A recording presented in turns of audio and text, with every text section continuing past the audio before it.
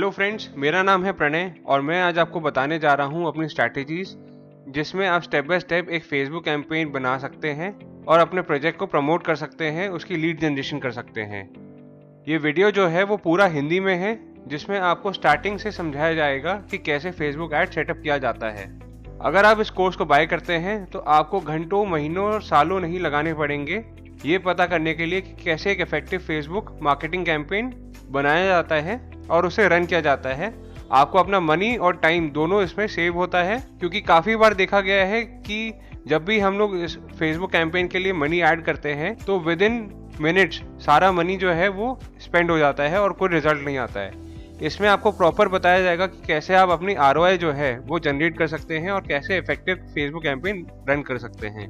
आपको मैंने इसमें ट्रिक्स एंड टिप्स भी बताई हैं जिसमें आप लो लीड कॉस्ट जनरेट कर सकते हैं और साथ ही साथ उनको भी करेक्ट किया है जो गलतियां लोग नॉर्मली करते हैं। तो चलिए शुरू करते हैं ये कोर्स।